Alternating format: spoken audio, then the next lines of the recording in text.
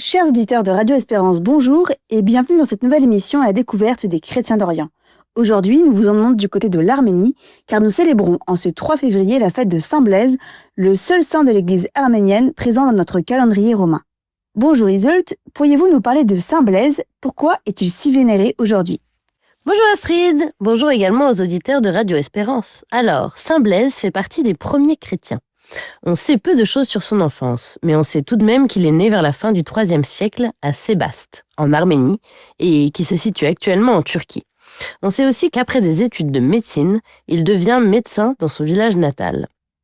Il est raconté que les gens viennent de loin pour recevoir ses soins et que même les animaux sauvages viennent en troupeau pour recevoir sa bénédiction.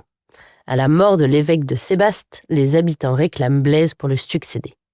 En 316, sur l'ordre de l'empereur Licinius, un nouveau gouverneur est nommé en Cappadoce et en Arménie, le gouverneur Agricola. Sur ordre de l'empereur, il se met à persécuter les chrétiens et fait arrêter Blaise. Sur le chemin de la prison, il croise une mère de famille qui mit au pied de Blaise son fils unique, qui est mourant car une arête de poisson s'est coincée dans sa gorge. L'enfant est immédiatement guéri. Mais cela ne fait pas plier Agricola, qui ordonne que Blaise soit battu et que l'on déchire sa peau avec des peignes en fer et enfin qu'il soit décapité. On retrouve également le récit de son martyre dans un ouvrage intitulé La légende dorée, écrit par un moine dominicain, Jacques de Voragine, entre 1261 et 1266.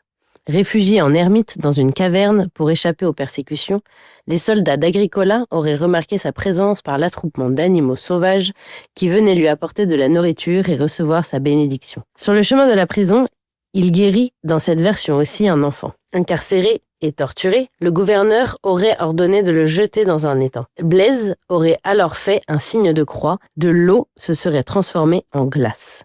Il aurait aussi été décapité. Et pourquoi Blaise, un Arménien, est-il présent dans le calendrier romain? Eh bien, tout simplement parce que Blaise a été reconnu comme saint avant le grand schisme qui a séparé l'Église d'Orient et l'Église d'Occident. C'est aussi pour cela qu'il est célébré le 16 janvier par l'Église apostolique arménienne et le 11 février par les églises byzantines.